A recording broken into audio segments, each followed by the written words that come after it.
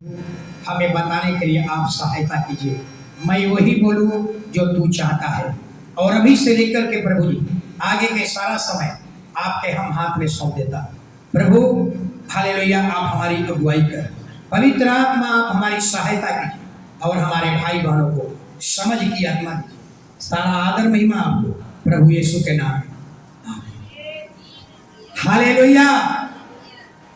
तो मैं बार बार हमेशा आप लोगों के लिए नई नई वचन को लेकर के आता हूं ताकि आप समझिए पिछले दिनों में क्या वचन बताए थे। किसी को याद है? हालेलुया।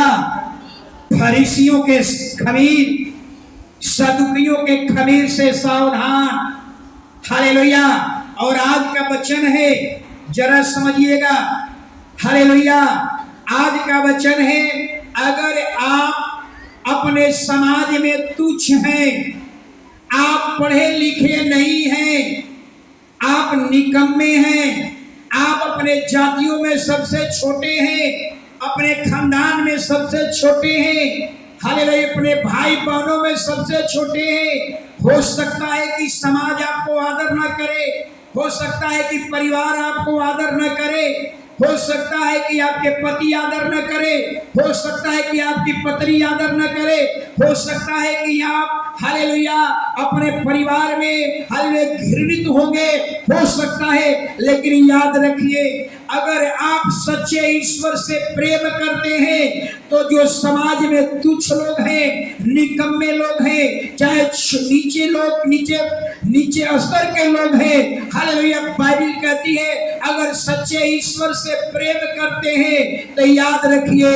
आपको भी परमेश्वर हालेलुया निकम्मा परमेश्वर नहीं समझता, समाज आपको निकम्मा समझे। लेकिन अगर सच्चे ईश्वर से मोहब्बत करते हैं तो परमेश्वर आपको निकम्मा नहीं, परमेश्वर आपको अपने हक सबसे श्रेष्ठ में समझता है। समाज आपको हो सकता है कि आपको आदर न करे, परिवार आपका आदर न करे, लेकिन परमेश्वर आपको ऐसा नहीं सोचता जैसा समाज सोचता है।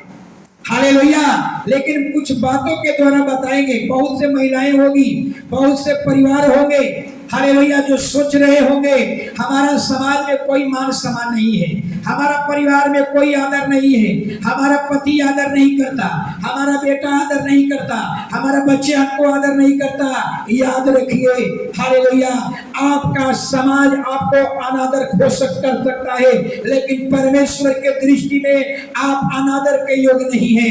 आप परमेश्वर के दृष्टि में आदर के योग्य हैं।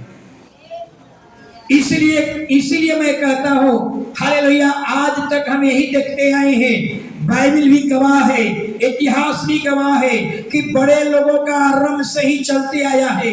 हालेलुया, बड़े लोगों बड़े बनते जा रहे हैं, लेकिन परमेश्वर हालेलुया छोटे लोगों को भी महत्व रखता है, परमेश्वर अनपढ़ का भी महत्व रखता है, परमेश्वर समाज के सबसे नीच कुलों का भी, लोगों का भी ख्याल रखता है। हालेलुया, परमेश्वर समाज आपको तुच्छ समझे, समाज आपको निर्बल समझे, समाज आपको नीचे स्तर के लोग समझे, लेकिन परमेश्वर आपको ऐसा नहीं समझता। हालेलुया।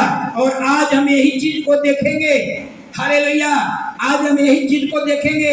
अगर आप अपने भाई में सबसे छोटे होंगे, हो सकता है कि आप खानदान में सबसे छोटे होंगे, लेकिन परमेश्वर आपको छोटा नहीं समझता। परमेश्वर के समाज के दृष्टि में आप हो सकता है कि घृणित होंगे, लेकिन परमेश्वर के दृष्टि में आप आदर के योग्य। और दृष्टांत से समझाएंगे आपको। हालेलुया, समझ में आएगी दृष्टांत से। आप समझ लीजिए, निकाल लीजिए पहला कुरिन्थियों 1 अध्याय 27 से लेकर के 29 तक कोई व्यक्ति पढ़े। हालेलुया, कोई एक व्यक्ति पहला कुरिन्थियों 1 अध्याय 27 से 29। एक माइक ले लीजिए।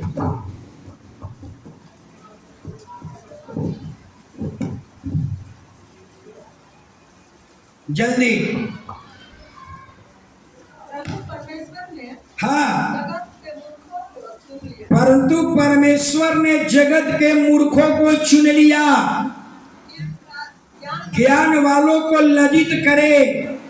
परमेश्वर ने जगत के निर्बलों को चुन लिया कि बलवानों को लज्जित करे। परमेश्वर ने जगत के नीचा और तुच्छों को चुन लिया कि कोई उन्हें व्यर्थ न ठहराए, ताकि परमेश्वर के सामने घमंड न करे। बार बार बाइबिल बताती है, सोचिए जरा, बाइबिल बताती है कि मनुष्य का सोच परमेश्वर की सोच के उल्टा है। हमारी समझ और परमेश्वर की समझ में आकाश पाताल का अंतर है। हालेलुया। यानी परमेश्वर की शिक्षा संसार के शिक्षा के विपरीत है। संसार परमेश्वर, हालेलुया, परमेश्वर की बुद्धि संसार के बुद्धि के विपरीत है। संसार मनुष्य जिसको बुद्धिमान समझता है, परमेश्वर उसको क्या समझता है? मूर्ख। हालेलुया। यानी मनुष्य जिसको, संसार जिसको बुद्धिमान समझता है, परमेश्वर उसको मूर्ख समझता है। और संसार जिसको मूर्ख समझता है, परमेश्वर उसको बुद्धिमान समझता है। इसीलिए बाइबिल में लिखा हुआ है कि परमेश्वर ने जगत के मूर्ख, संसार के दृष्टि में हम लोग मूर्ख हैं, संसार के दृष्टि में हम लोग निर्बल हैं, संसार के दृष्टि में हम लोग घृणित हैं, संसार के दृष्टि में हम लोग तुच्छ हैं। हालेलुया। अब एक सवाल उठता है कि परमेश्वर ने संसार के मूर्खों को क्यों चुना? परमेश्वर ने संसार के निर्बलों को क्यों चुना? परमेश्वर ने संसार के तुच्छ लोगों को क्यों चुना? हालेलुया। याद रखिए, पहला कारण, हालेलुया, परमेश्वर ने मूर्खों को इसलिए चुना कि जो संसार में ज्ञानवान बन करके बैठा है उसको हम लज्जित करें। और दूसरा, परमेश्वर ने निर्बलों को क्यों चुना? इसलिए चुना कि हम बलवानों को लज्जित करें। दूसरा ही नहीं, दूसरा ये हो गया कि हम कभी ये बात को अपने मन में न रखें कि हम पढ़े लिखे थे, हम बुद्धिमान थे, इसलिए खुदा ने हमको चुन लिया। याद रखिए, खुदा के हजूरी में हम कितना भी प्रयास कर लें, अपने प्रयास से, अपने बुद्धि से हम उसके सामने, उसकी हजूरी में कभी हम खड़े नहीं हो सकते। ये उसका अनुग्रह है। अगर आपको खुदा ने चुना है तो आप उसका अनुग्रह है। अनुग्रह किसे कहा जाता है? अयोग्य को योग्य बना देना अनुग्रह है। हम जिंदगी में कभी खुदा के सामने खड़े नहीं हो सकते, जिंदगी में कभी भी खुदा के सामने खड़े नहीं हो सकते, क्योंकि हमारा पाप, हमारा धर्म के कारण हम खुदा के सामने कभी खड़े नहीं हो सकते। लेकिन उसका अनुग्रह है कि उसने हमको चुन लिया। कभी न कहे कि हम पढ़े लिखे थे इसलिए खुदा ने चुन लिया, कभी न कहे कि हम मुकामा का धनवान व्यक्ति थे इसलिए खुदा ने चुन लिया। नहीं। हालेलुया। तीसरा कारण कि छोटे लोग, तुच्छ लोग, हालेलुया, निर्बल लोग को परमेश्वर इसलिए चुन लिया कि कोई नहीं तुच्छ न ठहराए, कोई नहीं निर्बल न ठहराए, कोई नहीं व्यर्थ न ठहराए। इसलिए सबको परमेश्वर ने एक मौका दिया है। हालेलुया। अब हम उस वचन,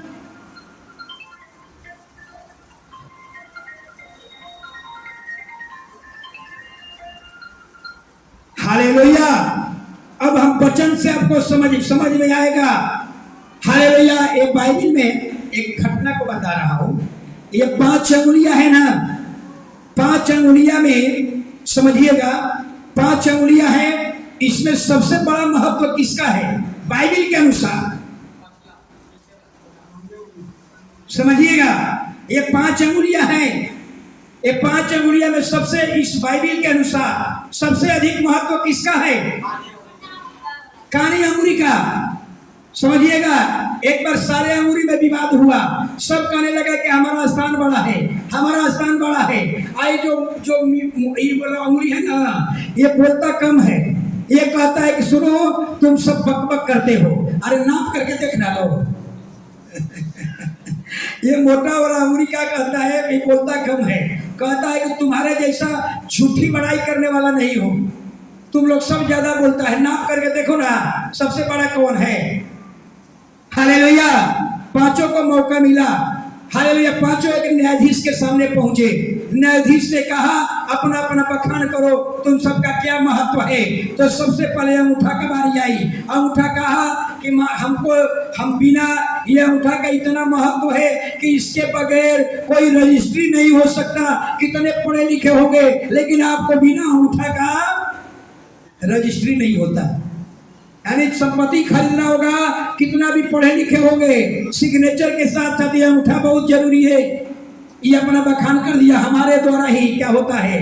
हालेलुया। अंगूठा का जमीन का रजिस्ट्री होता है, शादी विवाह होता है, उसमें अंगूठा का निशान लगाया जाता है, मेरा इतना बड़ा महत्व है। इसको क्या कहा, इसका बारी आया। इसको कौन अंगुली बोलते हैं, तर्जनी बोलते हैं।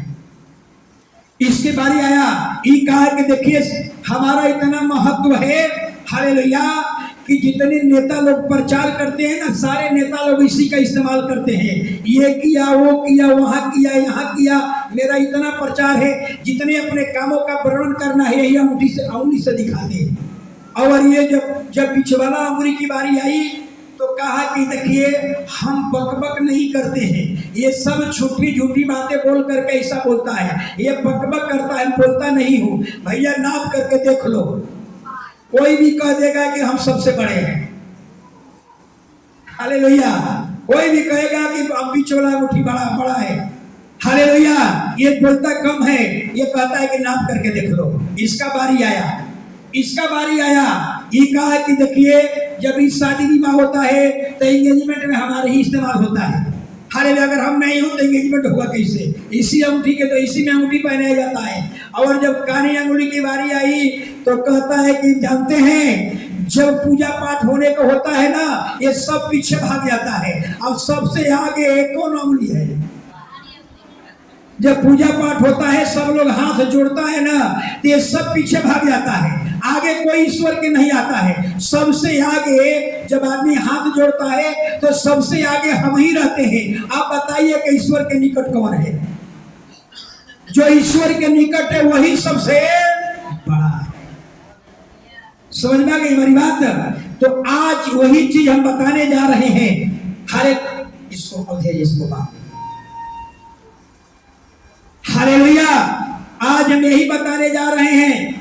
आप पढ़े लिखे नहीं हो सकता है कि आप मूर्ख हो सकता है कि आपका रंग काला है, हो सकता है कि आप तुच्छ हैं, हो सकता है कि आप अंधे हैं। याद रखिए, अगर आप सच्चे ईश्वर से प्रेम करते हैं तो आपको चिंता करने की जरूरत नहीं है। परमेश्वर के दृष्टि में आप अनमोल हैं, अनमोल। पर हम नहीं जानते परमेश्वर कब किस समय आपको उठाएगा और किस स्थान पर रख देगा, हम नहीं जानते। लेकिन इतना जरूर कहूंगा कि परमेश्वर के भय मानिए, सच्चे परमेश्वर से मोहब्बत कीजिए। वो कभी भी किसी समय आपके हालात को बदल सकता है। एक घटना को समझ में आएगा। हालेलुया। सबसे मैं पूछूंगा, इजराइल कितने गोत्रों का देश था? 12 गोत्र का देश है। जरा समझिए, इजराइल ने पाप किया। इजराइल का पाप क्या था? मूर्ति पूजा। इजराइल ने पाप किया, परमेश्वर ने 7 वर्ष के लिए गुलामी में डाल दिया। गुलामी में डाल दिया। कोई समझता होगा कि मूर्ति पूजा के कारण हम गुलाम हो गए? हालेलुया। सब 7 वर्ष के लिए गुलामी में चला गया। सोचिए, इजराइल 12 गोत्र का देश है, जरा समझिएगा। लेकिन 12 गोत्रों में से परमेश्वर ने ऊपर वाला गोत्रों को नहीं चुना। सोचिए, सबसे छोटे गोत्र में से एक लड़का को चुना। पहले एक दर्शन दिखाया। दर्शन क्या दिखाया? वहां के लोगों में एक दर्शन दिखाया। मिदानी क्या देख रहा है? एक जौ की रोटी है। जौ की रोटी लुभुकते आई, अब मिदानियों के छावनी में टकराया और पूरे मिदानियों की छावनी उलट गया, खत्म हो गया। लोग सोचने लगा आखिर ये जौ की रोटी क्या है। तब लोगों को समझ में आया ये जौ की रोटी गिदयोन है। गिदयोन सबसे तुच्छ आदमी है। सोचिए 12 गोत्र है इजराइल में, लेकिन परमेश्वर ने बड़े गोत्रों से नहीं लिया, सबसे छोटा गोत्र मनश्शे गोत्र से गिदयोन को चुन लिया। और सोच लिए परमेश्वर ने कहा गिदयोन तुम्हें तेरे द्वारा मैं मिदानियों से छुटकारा दूंगा, लेकिन तुम्हें एक काम करना होगा। थोड़ा समय समझ लीजिएगा, गिदयोन के बारे में मैं बता देना चाहता हूँ। हालेलुया, बड़े बड़े गोत्र के लोग थे। हालेलुया, बड़े बड़े गोत्र के लोग इंतजार कर रहे थे कि खुदा हमको चुन ले और मिदानियों से हम छुटकारा दे, लेकिन बड़े लोग इंतजार करते रह गए। परमेश्वर ने छोटा को चुना, हालेलुया, जिसका नाम था गिदयोन। गिदयोन के बारे में सब लोग जानते हैं। गिदयोन के बारे में, गिदयोन को परमेश्वर ने कहा गिदयोन तुम्हें एक काम करना होगा। तेरे पिता ने पूरे इजराइल देश में हालेलुया मूर्ति बना करके पूजा पाठ करवा रहा है। तुम्हें क्या करना होगा? तुम्हें हालेलुया तेरे पापा की बनाई हुई मूर्तियां को उठा दे, गिरा दे, और पूरा इजराइलियों को मिदानियों के हाथ से हम क्या करेंगे? छुटकारा दे देंगे। कितना कठिन काम है। बाप ने मूर्ति बनाया है, मंदिर बनाया है पूरे इजराइल में, और परमेश्वर कहता है कि तू उसको उठा दे, गिरा दे, पूरे इजराइल को हम बचा लेंगे। आज हर परिवार में समस्याएं हैं। आपके सास और ससुर हालेलुया के घर में जो पिंडी बनी हुई है, परमेश्वर कहता है आपको फाइनेंसियों से, आपको कर्ज महाजन से मुंह छुटकारा दे दूंगा, आपको समस्याओं से छुटकारा दे दूंगा, आपके शरीर में बीमारी से छुटकारा दे दूंगा, लेकिन तुम्हें एक काम करना होगा, अपने घर की सारी मूर्तियों को काट करके फेंक दे। लेकिन सास ससुर कहते हैं कि नहीं, ये पूर्वजों से पूजा होती है। यही समस्या उस समय भी था। अगर इजराइल के लोग सोच लिए होते कि नहीं पूर्वजों से आ रहा है, तो शायद ये जिंदगी भर इजराइल गुलामी में रहता, जिंदगी भर गुलामी में रहता। लेकिन गिदयोन ने निर्णय कर लिया कि परमेश्वर है, ये झूठ नहीं बोलता, ये कहा है कि तुम्हें आजाद कर दूंगा, छुटकारा दे दूंगा। हालेलुया। और सोच लिया आज रातों रात हमारे पापा ने जितने इजराइल देश में मूर्ति बना कर रखा है, आज सबको ढा दूंगा। आज बहुत बड़ी समस्या है, हर घर की समस्या है। बहू कहती है, बहुत चर्चा रही है, बहू को ज्ञान हो गया, बहू कहती है सासू माँ से कि इसको हटा दीजिए, यही के कारण हम शरीर में बीमारी में हैं, इसी कारण हम अशांति में हैं, इसी के कारण हम कर्ज महाजन में हैं। लेकिन सास कहती है कि नहीं, हम जब तक रहेंगे हम हटने नहीं देंगे। यही सारी समस्या का जड़ है। हालेलुया। अगर इजराइल के लोग सोच लिए होते हालेलुया कि नहीं नहीं नहीं, ये पापा की ओर से बनाया हुआ है, हम इसको नहीं ढाहेंगे, शायद इजराइल आज तक गुलामी में रहता। सोचिए, आज गुलामी का कारण यही है। गुलामी एक तरह का नहीं आती है, फाइनेंशियल गुलामी, कर्ज महाजन में, ये भी गुलामी है। शारीरिक गुलामी, शरीर में बराबर बीमारी में है, ये गुलामी है। मेंटली गुलामी माने अशांति में रहना, तनाव में रहना, ये मेंटली गुलामी है। फिजिकली फिजिकली गुलामी, मेंटली गुलामी, और फाइनेंशियल गुलामी यानी कर्ज महाजन में डूबे रहना। सब का रिजल्ट क्या है? मूर्ति। ये नहीं कहता ये प्रभु कि यीशु मसीह की मूर्ति बना लो, नहीं, यीशु मसीह की भी मूर्ति नहीं रख सकते हो। हालेलुया। तब गिदयोन ने निर्णय किया। सोचिए, कहा आज ये काम करूंगा, ये परमेश्वर कहा है, और निर्णय लिया। जब रात हुआ, सब लोग सोने जा रहे थे, गिदयोन बैल पर चढ़ा, खंती लिया। खंती मतलब समझते हैं ना? हालेलुया। और बैल पर चढ़ करके पूरे इजराइल देश में, उनके पिता का नाम था ईवास। ईवास ने जितना वो वो मंदिर बनवाया था, जितना देवता बनाया था, और शेरा नामक देवी बनवाया था, बाप ने बनाया और बेटा को मिला कि ढा दे। रातों रात सारे मूर्तियों को क्या किया? सोचिए, बड़े बड़े खानदान में लोग हैं, लेकिन परमेश्वर ने उनको मौका नहीं दिया। मौका किसको मिला? सबसे छोटे कुल के लोगों को, मनससे गोत्र के लोगों को। हालेलुया। याद रखिए, अगर आप सबसे छोटे कुल के हैं, छोटे खानदान के हैं, तो याद रखिए आप समाज के दृष्टि में हो सकता है आप नीचा होंगे, समाज आपको नफरत करता होगा, लेकिन खुदा के दृष्टि में आप अनमोल हैं। कोई आपको व्यर्थ नहीं ठहरा सकता। खुदा आपको ऐसा इस्तेमाल करेगा, ऐसा उठाएगा कि पूरा मोहल्ला के लोग आपको आंख उठा करके देखें। गिदियोन कभी सोचा नहीं होगा कि मेरे जीवन में इतना बड़ा काम होने वाला है। सोचिए, और रातों रात गया और सारे अपने पापा के बेटियों को क्या किया? ढा दिया। हालेलुया। और जब सुबह हुआ तो इजराइल के सारे लोग तलवार और भाला लेकर के, हालेलुया, गिदियोन के घर को घेर लिया। कहा कि तेरा बेटा ने हमारे देवताओं को काट कर गिरा दिया है, हम तेरे बेटा से बदला लेंगे। बदला क्या सही कह रहा है कि गलत कह रहा है? क्यों गलत कह रहा है? क्यों गलत कह रहा है?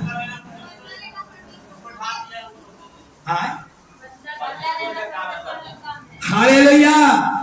समझ में आ रहा है? इजराइल के लोग ने डंडा लेकर, तलवार भाला लेकर घेर लिया।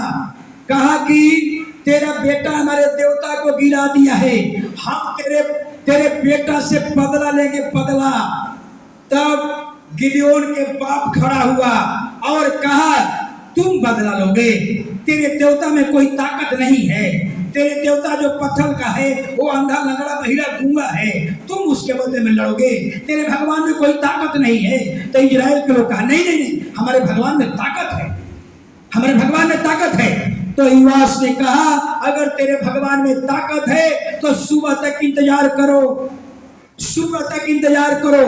अगर सुबह तक हमारा बेटा को कुछ भी हो गया तो हे इजराइल, आज से सारे पत्थर के देवता का पूजा करना।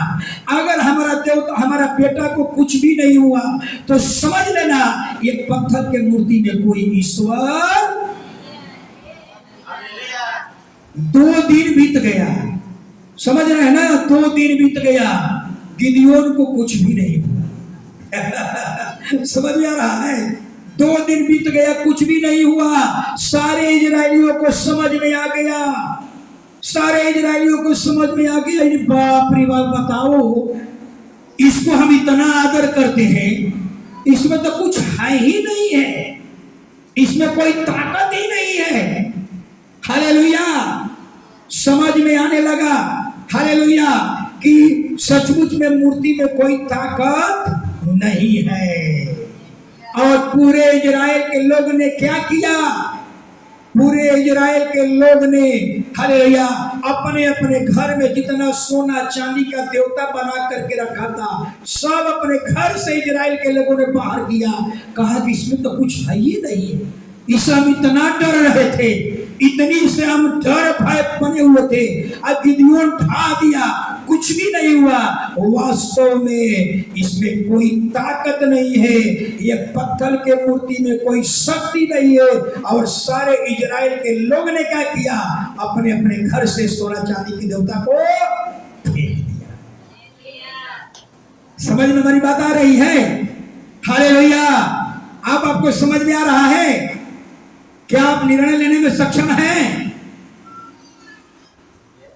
हालेलुया। आज बहुत से लोग डरे हुए हैं। नहीं, डरिए मत। अगर गिदियोन, इजराइल के लोग अगर डरे हुए होते कि नहीं नहीं हम इसको नहीं घर से हटाएंगे, आज तक वो गुलामी में फंसे रहते।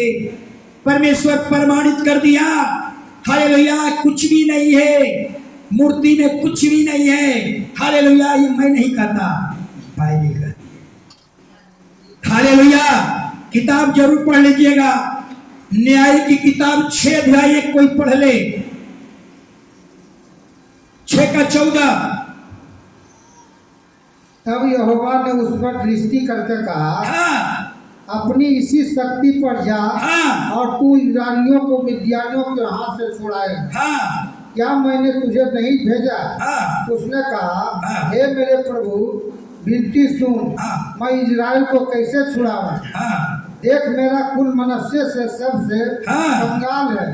फिर मैं अपने पिता के घराने बस 31 वचन पढ़िए, 6 का 31। योआस ने उन सबों में से हाँ जो उसके सामने खड़े हुए थे हाँ कहा, क्या तुम बाल के लिए वाद विवाद करोगे? हाँ क्या तुम उसे बचाओगे? हाँ।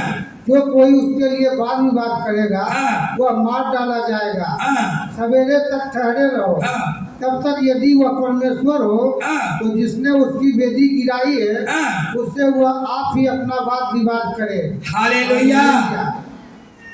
समझ में आ रहा है ना? आज अगर कोई हमको, अगर प्रभु को हमारा कोई गाली देता है, हम उससे लड़ेंगे?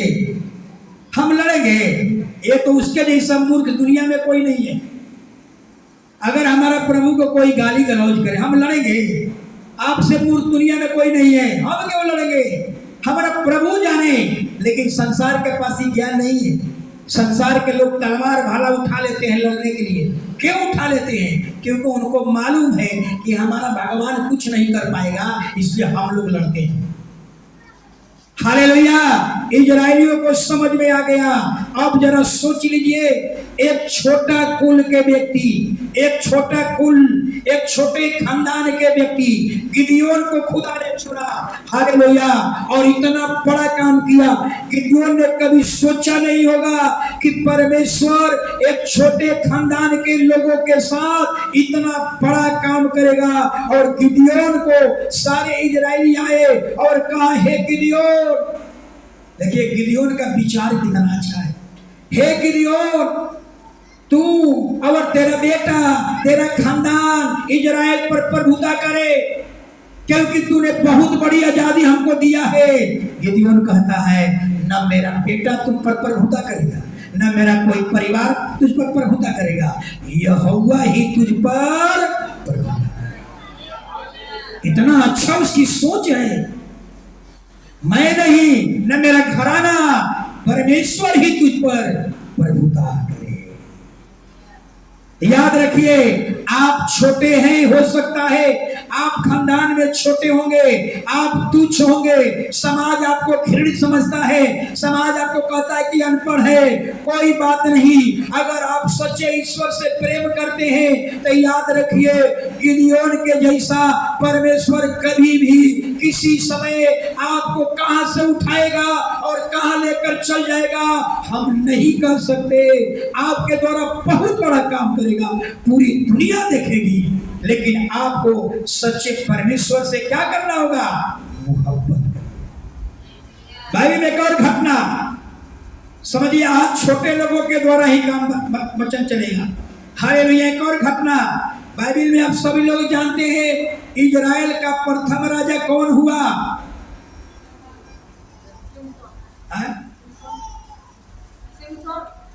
सिमसोन तो थोड़े तो एक नबी के रूप में था, नहीं। साउल, इजराइल का प्रथम राजा कौन हुआ? साउल। जरा समझिएगा, साउल छोटा कुल का था, छोटा कुल।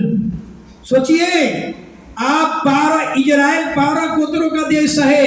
सोचिए 12 गोत्र में लोग लाइन में लगे होंगे कि परमेश्वर हमको इजराइल का प्रधान बना दे।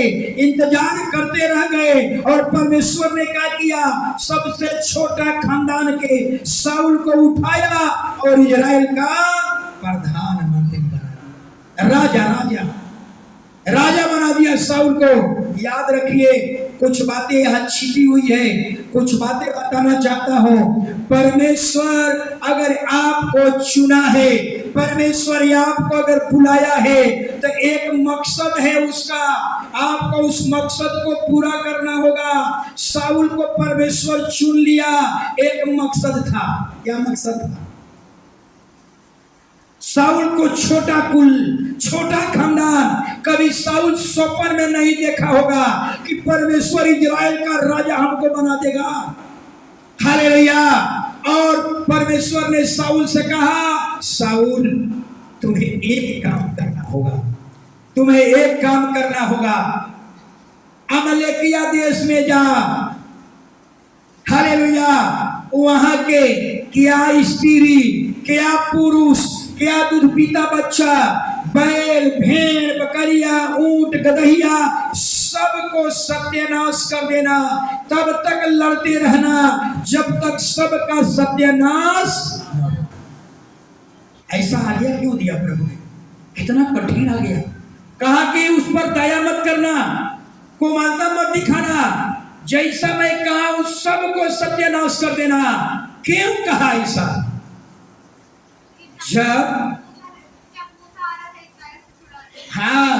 जब मूसा इजराइलियों को छोड़ा करके ला रहा था, तो याद रखिए अमलेकिया देश ने हथियार लेकर के इजराइल का विरोध किया था। परमेश्वर निर्णय कर लिया था, आज जो कुछ कर लो वो दिन आएगा, इसका बदला तुम्हें दिया जाएगा। हालेलुया। इजराइल का विरोध किया था। आप इजरायली हैं, आपका विरोध करने का मतलब आपके परमेश्वर का विरोध करना। हालेलुया। और साउल तो गया, सिपाही लेकर के गया नाश करने के लिए, लेकिन गलती का किया, काम पूरा माने काम किया लेकिन पूरी रीति से नहीं। क्या किया? सबको मार दिया, सबको दूध पीता बच्चा सबको नष्ट कर दिया। लेकिन क्या किया? मोटी मोटी भेड़ों को, हालेलुया, वध नहीं किया। क्या कहा? इसको लेकर परमेश्वर को बलिदान चढ़ाएंगे।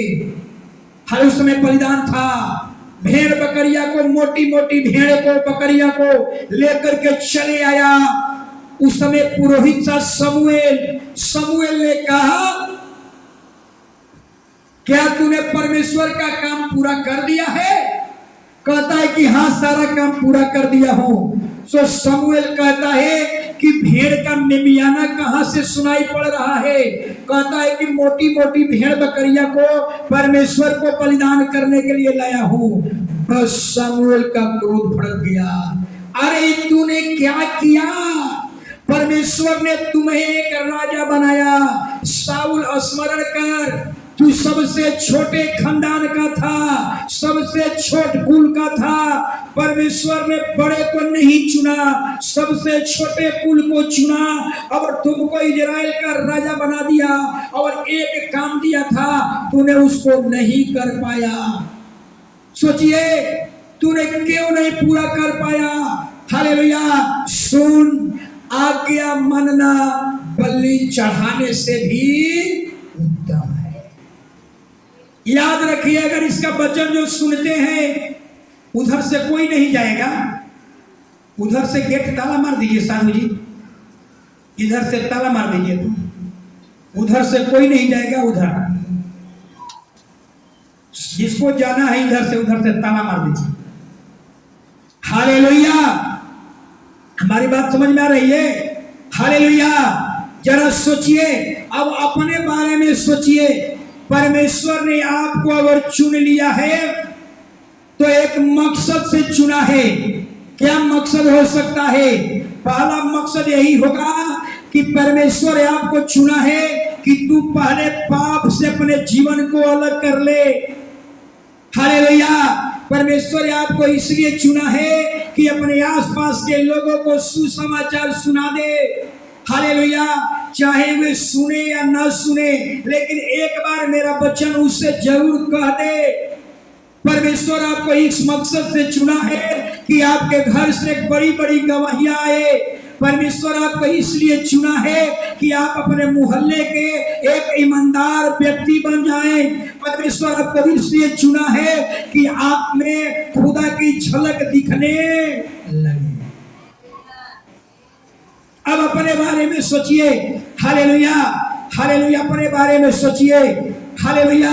क्या खुदा की झलक मेरे अंदर है? साउल अपने बारे में सोचे कि साउल को सोचना चाहिए था कि हम सबसे छोटे खानदान के थे, परमेश्वर इतना ऊंचा किया, उसकी कितनी बड़ी जिम्मेवारी होती थी होनी चाहिए कि परमेश्वर ने इतना छोटा आदमी को उठाया, इजराइल का राजा बना दिया, एक काम दिया लेकिन वो काम नहीं कर पाया। सामुएल ने कहा तूने परमेश्वर की आज्ञा को तुझ जाना है, परमेश्वर भी तुझे राजा होने को तुझ जाना है। परिणाम क्या हुआ? उसकी राजगद्दी डामाडोल हो गई। याद रखिए, परमेश्वर जो कहता है वही आपसे चाहता है, इसलिए मैं आप लोगों को बार बार कहता हूं हालेलुया, हालेलुया। पढ़िए 15 का 17, पहला सामुएल 15 अध्याय 17 वचन। हालेलुया। जब वो पाप कर दिया, जब परमेश्वर की आज्ञा का उल्लंघन कर दिया, तब देखिए सामुएल क्या कह रहा है। शमूएल ने कहा, हाँ, जब तू अपनी दृष्टि में छोटा था, हाँ, तब क्या तू इजराइल के गोत्रों का प्रधान ना हो गया? हाँ, और क्या यहोवा ने हाँ। इजराइल पर राज करने को तेरा अभिषेक नहीं किया? हालेलुया। बतलाइए, तू अपने दृष्टि में छोटा था तो भी परमेश्वर ने तुझे राजा होने के लिए चुन लिया और एक काम दिया, लेकिन तूने उस काम को नहीं कर पाया। हालेलुया। तूने परमेश्वर की आज्ञा को तुझ जाना है, परमेश्वर अब तुझे भी राजा होने को तुझ जानेगा। इसलिए बाइबल कहती है हालेलुया, हालेलुया, जिस भाई को अगर इस तरह का सौभाग्य मिल जाए, अगर आप छोटे कुल से बिलोंग करते हैं, समाज में छोटे परिवार से बिलोंग करते हैं, गरीबी परिवार से बिलोंग करते हैं, झुग्गी झोपड़ियों में रहते हैं, अगर आपको इस तरह का सौभाग्य मिल जाए, परमेश्वर उठा करके आपके द्वारा बड़ा काम करना चाहे, तो उस सौभाग्य को खोइए मत, साउल के समान मत बनिए। खुदा जो कर रहा है उसका पूरा पूरा आपको क्या करना होगा? पालन करना। राजगद्दी चली गई। सोचिए, इसके आगे तीसरा वचन, हालेलुया, तीसरा वचन, तीसरा वचन सभी लोग को मालूम है। यूसुफ के बारे में कितने लोग जानते हैं? यूसुफ छोटा गोत्र का था, 12 गोत्रों में सबसे छोटा गोत्र, और एक छोटा लड़का, 17 साल का लड़का। सोचिए, 17 साल के लड़का को परमेश्वर ने दर्शन दे दिया, 17 साल के उम्र में दर्शन दे दिया परमेश्वर ने। हालेलुया। क्या दर्शन था? पढ़ लीजिए वचन। दर्शन क्या था? उत्पत्ति की किताब 37 अध्याय 3 वचन। पहले ये पढ़ लीजिए हालेलुया, कि अपने भाई में सबसे छोटा था। पढ़िए। इजराइल अपने सब पुत्रों से हाँ, बढ़ के यूसुफ से प्रीति रखता था, हाँ, क्योंकि वह उसके बुढ़ापे का पुत्र था। हालेलुया। सबसे छोटा 12 बेटा में, पीछे से आवाज आ रही है, 12 बेटा में सबसे छोटा बेटा कौन था? यूसुफ से भी वो छोटा था, बिन्यामीन था, लेकिन इसको भी छोटे ही ना कहेंगे। हालेलुया। बताइए कि सबसे छोटा बेटा 17 साल का एक लड़का, 17 साल के उम्र में परमेश्वर ने उसको दर्शन दे दिया। दर्शन क्या पाया? दर्शन ये पा रहा था, हालेलुया, क्या पाया? कोई एक वचन पढ़ लीजिए। हालेलुया, 37 अध्याय में। फिर उसने एक स्वप्न देखा। नहीं, 7 वचन, 7 वचन, 37 का 7। हम लोग खेत में फूले बांध रहे हैं, हाँ, और क्या देखता हूँ हाँ, कि मेरा फूला उठकर सीधा खड़ा हो गया। हाँ, तब तुम्हारे फूलों ने हाँ, मेरे फूले को चारों तरफ से घेर लिया हाँ। और उसे दंडवत किया। समझ में आ गई बात ना? एक और सपन, 9 वचन पढ़ लीजिए। फिर उसने एक और स्वप्न देखा, हाँ, और अपने भाइयों से उसका भी वर्णन किया। हाँ, सुनो, मैंने एक और स्वप्न देखा है हाँ, कि सूर्य और चंद्रमा हाँ, और 11 तारे मुझे दंडवत कर रहे हैं। हाँ। आगे इस स्वप्न का उसने अपने पिता और भाइयों से वर्णन किया। हाँ। तब उसके पिता ने उसके डांट कर कहा, हाँ। यह कैसा स्वप्न है हाँ। जो तूने देखा है? हाँ। क्या सचमुच मैं और तेरी माता और तेरे भाई सब जाकर तेरे आगे भूमि पर गिर के दंडवत करेंगे? बस देख लीजिए, शायद आपको भी दर्शन मिला होगा, खुदा का याद नहीं होगा। एक 17 साल का लड़का को परमेश्वर ने दर्शन दे दिया। क्या दर्शन दिया? कि सूरज, चंद्रमा और 11 तारे तुझको दंडवत कर रहे हैं। इसका अर्थ क्या था? इसका अर्थ ये था कि यीशु को परमेश्वर इतना बड़े पद पर बैठाएगा कि माता पिता उसको दंडवत करेंगे, माता पिता उसको हालेलुया रिस्पेक्ट करेंगे। एक सपना जब अपने माता पिता को सुनाया तो क्या हुआ? उसको डांटने लगा कि तू माता पिता पर प्रभुता करेगा, तेरा माता पिता बेटा को दंडवत करेगा। हालेलुया। याद रखिए, 17 साल के उम्र में सोपन मिला, दर्शन मिला, और 13 साल यानी 30 साल के उम्र में इजराइल मिस्र देश का क्या बन गया? प्रधानमंत्री बन गया। मात्र 13 साल की उम्र में एक छोटा बच्चा को सोचिए। लेकिन अब जरा इसके यीशु के बारे में जरा सोचिए। भाई लोगों को जलन होने लगा, भाई लोग कहने लगा ये हमको इस छोटा भाई को हम लोग दंडवत करेंगे, इसको हम काम तमाम कर देते हैं, इसके स्वप्न को ही मिटा देंगे। एक बार यूसुफ गया अपने भाइयों की सुधि लेने के लिए, और भाई लोगों ने देखा तो कहा कि देखो ये दंडवत कराने वाला, हम पर प्रभुता करने वाला आ रहा है, आज इसको मार करके हम फेंक देंगे, इसका सारा स्वप्न क्या हो जाएगा? खत्म हो जाएगा। क्या परमेश्वर जो दर्शन देता है, क्या परमेश्वर के दर्शन को कोई मिटा सकता है? नहीं। और इन लोगों ने उसको गड्ढा में मार करके फेंक दिया, मार करके मुआ नहीं दिया, मृत्यु में नहीं डाला, और उसके अंगरखा को, उसके वस्त्र को में जानवर का खून लगा करके पापा के पास भेज दिया, हमको एक कपड़ा मिला है। और बाप बिलख बिलख करके रोने लगा, मेरा छोटा बेटा मर गया, कोई हिंसक जानवर खा गया। बाप को विश्वास हो गया कि मेरा बेटा मर गया। मरा नहीं है। कुछ भाई ने कहा, अरे इन्वर्टर का लाइन दो। हालेलुया।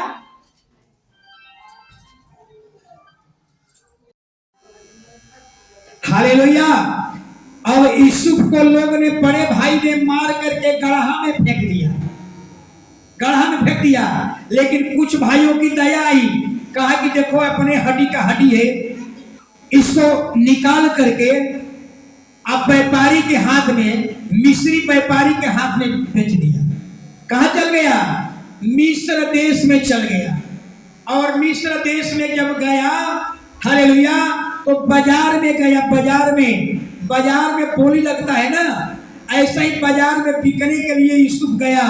यूसुफ पर डांक चढ़ा, बोली लगा, कोई 1000 कोई 500 का, और वहां एक पोतीफर नामक एक अधिकारी था, उसको खरीद लिया।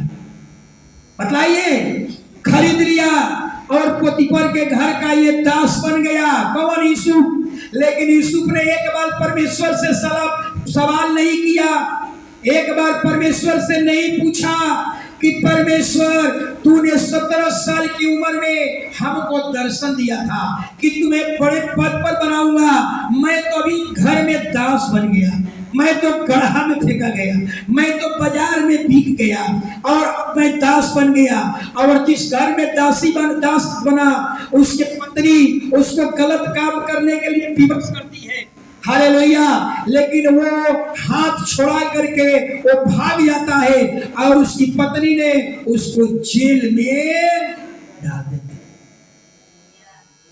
हालेलुया। यानी यूसुफ दिखा दिया कि सुनो, मैं भेड़ हूं। हालेलुया। यूसुफ चाहता तो वहां पे विचार कर सकता था, लेकिन यूसुफ ने दिखा दिया, मैं भेड़ हूं, मैं सुअर नहीं हूं। सुअर का मतलब सुअर का मतलब आज आपसे सवाल करूं कि शराब पीना है कि नहीं पीना है? नहीं पीना है। यहाँ तो अच्छा बात है नहीं पीना है, लेकिन जब बाजार में गए, शादी विवाह में गए, वहां शराब आ गया, वहां आपकी सीटी पीटी बंद हो जाती है, वहां कहते हैं कि चलेगा आज भर, और वहां दारू पी लेते हैं। यही है सुअर का जिंदगी, यही है सुअर का जिंदगी। हालेलुया। पाप करने का मौका मिला नहीं, और मिला तो एंजॉय करने लगे। हालेलुया। यूसुफ से सीखिए, यूसुफ को पाप करने का मौका मिला, लेकिन यूसुफ दिखा दिया मैं भेड़ हूँ। भेड़ का मतलब मैं इसके अधीनता में हूँ, मैं पाप नहीं कर सकता, भले मैं जेल में रहना पड़े, लेकिन मैं सुअर का जिंदगी नहीं जी। हालेलुया। अब जरा सोचिए, कई बार क्या होता है, कई बार हम दुश्मनों को, यूसुफ के भाई लोगों ने क्या किया कि सपना को मिटा दिया, लेकिन सपन मिटा नहीं, बल्कि परमेश्वर का काम क्या हो गया? आसान हो गया। परमेश्वर मिस्र देश में प्रधानमंत्री बनाने वाला था, आई लोग प्रधान वही देश में क्या किया? पहुंचा दिया। हालेलुया। और समय आ गया, यूसुफ मिस्र देश का प्रधानमंत्री बन गया। पूरे देश में अकाल पड़ी हुई है, और समझिए इनका 11 भाई आकर के भीख मांग रहे हैं, दंडवत कर रहे हैं, हमको अनाज दे दो। दर्शन क्या हो गई? पूरा हो गया। याद रखिए, मैं इसलिए कहता हूं, अगर आप अपने भाइयों में छोटे हो, आप अपने परिवार में छोटे हो, आप अपने खानदान में तुच्छ हो, अपने कुल, अपने जाति में तुच्छ हो, कोई बात नहीं है। आपको अपना हित नहीं समझना है, बशर्ते आप परमेश्वर से मोहब्बत करिए। हालेलुया। एक दिन ऐसा समय आएगा, परमेश्वर कभी भी किसी समय आपको उठाकर एक ऐसे जगह पर रख देगा जो कभी आपके बारे में कोई सोचा नहीं होगा, कभी आप भी नहीं सोचे। हालेलुया। इसीलिए एक छोटा, एक तुच्छ, नीचा स्तर के लोग अपने आप को निचले स्तर मत समझे। अगर खुदा का भय मानते हैं तो परमेश्वर कभी भी आपके तकदीर को बदल सकता है। हालेलुया। अब बात आ गई दाऊद की, लास्ट है, और इसमें बहुत कुछ बोलना है। दाऊद के बारे में सब लोग को मालूम है, दाऊद और शाऊल में क्या अंतर था? ये तो ससुर दामाद वाला बात आ गई। हाँ, शाऊल पाप करता था, ढक लेता था। पाप करो छिपा लो, पाप करो छिपा लो। दाऊद कैसा था? दाऊद पाप करता था और बता देता था, परमेश्वर मुझसे तो बड़ा पाप हो, मैं इस पाप किया, मेरी इच्छा से हुआ, मेरी मर्जी थी, यानी अपने पाप को मान लेता था। लेकिन शाऊल अपने पाप को नहीं माना। दाऊद के बारे में जरा समझिएगा, दाऊद कितना भाई था? 8 भाई था। सोचिए, 8 भाई। शाऊल तो पाप में गिर गया, शाऊल को परमेश्वर एक काम दिया लेकिन नहीं कर पाया। सोचिए, और पुरोहित था कौन? शमूएल। विलाप कर रहा है, 1 सप्ताह से चिल्ला रहा है, हाय परमेश्वर, अब शाऊल गिर गया है, अब इजराइल का क्या होगा? शाऊल पाप में गिर गया, इजराइल का क्या होगा? बतलाइए, एक अभिषेकित व्यक्ति पाप में गिर गया, इजराइल का क्या होगा? 7 दिन से एक अभिषेकित व्यक्ति के लिए पुरोहित विलाप कर रहा था, 7 दिन से विलाप कर रहा था। तब परमेश्वर ने पुरोहित से कहा, शमूएल क्यों विलाप कर रहा है? मेरे पास ऑप्शन की कमी नहीं है, मेरे पास लोगों की कमी नहीं है।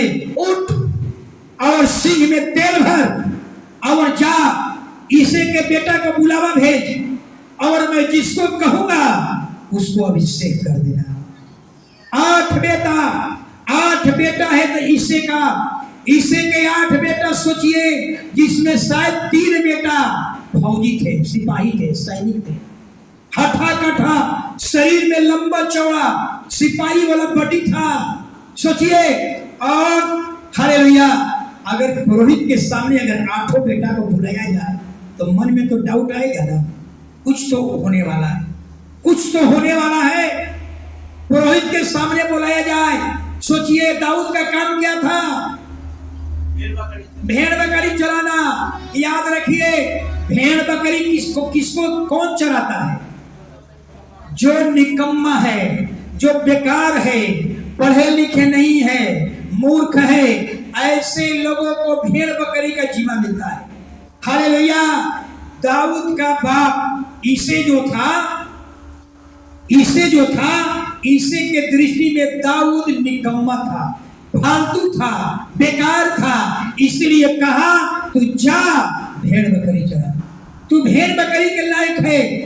बेचारा दाऊद भेड़ बकरी चराने लगा। लेकिन दाऊद अब पुरोहित आ गया राजा बनने के लिए। ईसे के अब बेटा को बुला ले, और पहला बेटा आया, बड़ी उमंग के साथ आया। हालेलुया, बड़ी खुशी के साथ आया। हालेलुया, कि मेरा अभिषेक होने वाला है, इजराइल का राजा का अभिषेक होने वाला है। समझिएगा जरा। हालेलुया, जब आया तो पुरोहित ने पूछा, परमेश्वर क्या यही वो राजा है? परमेश्वर कहता है कि नहीं, वो वापस चले गए। दूसरे का बेटा को भेजाया। परमेश्वर ने पूछा क्या यही लड़का है? परमेश्वर कहता नहीं। बतलाइए, तो बड़े बड़े बेटा, तीसरा का बेटा आया, क्या यही बेटा है? नहीं। चौथा बेटा आया, परमेश्वर उसको भी इनकार कर दिया। छठा बेटा आया, उसको भी इनकार कर दिया। सातवां बेटा आया, उसको भी इनकार कर दिया। और 8वां बेटा कहाँ है? जंगल में तो भेड़ बकरी चला रहा है। तब पुरोहित ने पूछा, तेरा पास इतना ही बेटा है? तो नहीं तो 7 बेटा है, एक है लेकिन वो कोई काम का, वो तो भेड़ बकरी के लायक है। सोचिए, जिस बाप ने अपने बेटा को कहता है कि निकम्मा है, ये कोई काम का नहीं है, ये भेड़ बकरी के लायक है। लेकिन याद रखिए, आपका पापा, आपके दादा आपको निकम्मा समझे, लेकिन परमेश्वर आपको, आपका बनाने वाला क्रिएटर आपको तुच्छ नहीं समझता। 7 बेटा आ गया, 7 को इनकार कर दिया। और तेरा बेटा है? तो हाँ। वो कहाँ है? वो तो जंगल में बकरी चला रहा है, उसको भी बुला ले। सोचिए, उसको भी बुला ले। दाऊद से कहता है कि वो तो निकम्मा है, वो भेड़ बकरी के लायक है, उसको भी बुला ले। जब दाऊद को खबर मिला और जब दाऊद चला तो परमेश्वर ने शमूएल से कहा, आंख उठाओ, देख वही लड़का है जो इजराइल का प्रधान राजा बनेगा, और वो लड़का मेरे हृदय के अनुसार काम करेगा। और उठाओ, उठ, और उसको लेकर के अभिषेक कर दिया। सोचिए, बड़े बड़े बेटा जो इंतजार में थे कि हम राजा बनने वाले हैं, परमेश्वर सबको निकम्मा कर दिया। और जिसको बाप निकम्मा समझता था, वो परमेश्वर के दृष्टि में श्रेष्ठ हो गया। हालेलुया। इसीलिए आप लोगों को बराबर कहता हूं, हालेलुया, आप पढ़े लिखे नहीं है, कोई बात नहीं। आप हालेलुया, आप हालेलुया, हो सकता है कि आपका पति कदर न करे, आपका परिवार वाले मदद कदर न करे, आपका समाज आपको कदर न करे, आपका मायके वाला आपको कदर न करे, कोई बात नहीं। मनुष्य के कदर के मत भूखिए, मनुष्य के मान सम्मान के लिए मत भूखा रहिए। हालेलुया। आप हालेलुया, हो सकता है कि समाज के दृष्टि में निकम्मा हो, तुच्छ हो, बेकार हो, फालतू हो, लेकिन अगर आप परमेश्वर से मोहब्बत करते हैं तो याद रखिए, आप परमेश्वर के दृष्टि में अनमोल हैं। हालेलुया। एक और बात, दाऊद एक बार भी परमेश्वर से शिकायत नहीं किया कि परमेश्वर हमारा अभिषेक हुआ है राजा बनने के लिए, लेकिन मैं क्या कर रहा हूं? भेड़ बकरी चरा रहा, एक बार भी सवाल नहीं पूछा। सोचिए कि हमारा अभिषेक हुआ है राजा बनने के लिए और मुझे कहां भेजा गया, मैं भेड़ बकरी चरा रहा हूं। एक बार भी सवाल नहीं किया, क्योंकि दाऊद को मालूम है, हालेलुया, कि परमेश्वर जो भी करता है अच्छा करेगा, उसने कहीं बुराई नहीं है, वो जो भी करेगा मेरे लिए उत्तम होगा। एक और बात, एक बार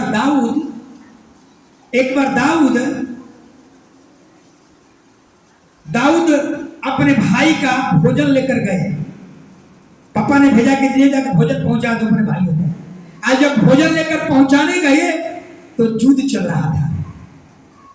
रहा था और उसके इच्छा हुआ कि तनी चले हम युद्ध को देख ले क्या होता है युद्ध में, और युद्ध देखने के लिए चल गया। तब तक उसका बड़ा भाई एलियाब था, बहुत गुस्सा हुआ। जानते कितना फटकार लगाया, इतना फटकार लगाया, ए दाऊद, तेरे मन की बुराइयों ने तुम्हें खींच करके यहाँ लेकर के आया है। हालेलुया, माने कहने का मतलब उसको पूरा डांटा फटकारा। यानी दाऊद के भाई को कहने का मतलब था कि हे दाऊद, तुम्हें जो काम दिया गया है चरवाही करने का, तू चरवाही ही कर, तू मेरे जैसा सोधा नहीं बन सकता। मुझे देख ले, मेरे शरीर में कितना लंबा चौड़ा हूं, तेरे किस्मत में, तेरे नसीब में जोधा बनना नहीं लिखा है। तू जिंदगी भर भेड़ बकरी के लायक है, पिता ने तुम्हें नियुक्त किया है भेड़ बकरी के लिए, तू भेड़ बकरी का ही चरवाही करेगा। तेरे किस्मत में, तेरे नसीब में जोधा बनना, सैनिक बनना, सेना में शामिल होना तेरे तकदीर में नहीं है। इस तरह से पूरा उसका भाई ने क्या किया, उसको अपमान किया। लेकिन जानते हैं, दाऊद अगर चाहता तो अपने भाई से लड़ सकता था, लेकिन दाऊद को मालूम था, हालेलुया, कि हमारी असली लड़ाई हमारा भाई से नहीं है, हमारी असली लड़ाई गद का गोलियत से है। हालेलुया, इसलिए मैं बार बार आप लोगों को ही कहता हूं, हालेलुया, आप छोटे हैं, आप तुच्छ हैं, अपने परिवार में तुच्छ हैं, समाज में तुच्छ हैं, परिवार मायके में तुच्छ हैं, नगर में तुच्छ हैं, कोई मायने नहीं रखता। समाज आपको तुच्छ समझता है, निकम्मा समझता है, निर्बल समझता है, घृणित समझता है। लेकिन अगर आप परमेश्वर का भय मानते हैं तो याद रखिए, परमेश्वर आपके जीवन में कभी भी किसी समय आपको तकदीर को बदल सकता है। दाऊद कभी सोचा होगा, मेरे 8 भाई लाइन में, 7 भाई लाइन में है और मैं छोटा, वो भी भेड़ बकरी चराने वाला। सबको मालूम है कि भेड़ बकरी कौन चराता है, मूर्ख लोग, अनपढ़ लोग भेड़ बकरी चराता है। दाऊद कभी सोचा होगा अपने मन में, हालेलुया, कि मुझे देश का, इजराइल देश का राजा बनूंगा? कभी स्वप्न में भी नहीं सोचा होगा, क्योंकि यही सोचता होगा कि मेरे बड़े बड़े भाई योद्धा है, उसके बाद ही मेरा नंबर लगेगा। लेकिन परमेश्वर, हालेलुया, बाइबल बताती है कि दाऊद के जीवन में दो प्रकार का जीवन था। 2 जीवन को जरा देखिए। पहला जीवन क्या था, जब दाऊद भेड़ बकरी चराता था, वो कभी भी पापा से शिकायत नहीं किया कि पिताजी मुझे भेड़ बकरी क्यों बनाया, कि चरवा क्यों बनाया, कभी शिकायत नहीं किया। दाऊद बीड़ा बजाता था और गीत लिखता था। चरवाही के समय में ही वो गीत लिखा। कितना गीत लिखा? लगभग 3000 गीत लिखा। सोचिए, वो भजन गीत है ना, ये दाऊद ने लिखा। चरवाही करता था, उसकी आंखें खुदा पर लगी रहती थी, चरवाही में भी परमेश्वर को प्रसन्न करता था। लेकिन दाऊद जे वही राजा बना, उसकी आंखें फिसल गई। समझ में रहा है? याद रखिए, आंखें कब फिसलती है? हालेलुया, दाऊद जब राजा बना, दाऊद को जब पावर मिला, शक्ति मिला, सामर्थ्य मिला, सैन्य शक्ति बढ़ी, सीमाएं बढ़ी, अधिकार बढ़ा, दाऊद, हालेलुया, उसकी आंखें गलत जगहों पर चल गई। एक महिला स्नान कर रही थी, इसको देखा, कुकर्म किया और परमेश्वर का भयानक क्रोध पड़ गया। कहा कि तुमको राजा बनाने का मतलब ये नहीं होता है कि तुम जो चाहो सो करोगे।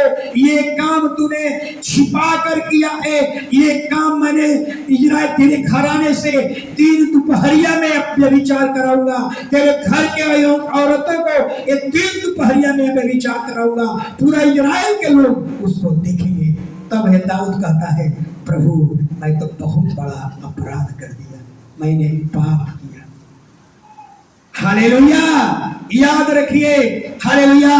यही मैं कहता हूं, जब आप सामर्थी बनेंगे, जब आपकी पावर बढ़ेगा, आपकी शक्ति बढ़ेगा, आपकी आंखें गलत गलत चीजों पर लगेगा। लड़ कहाँ चीता है?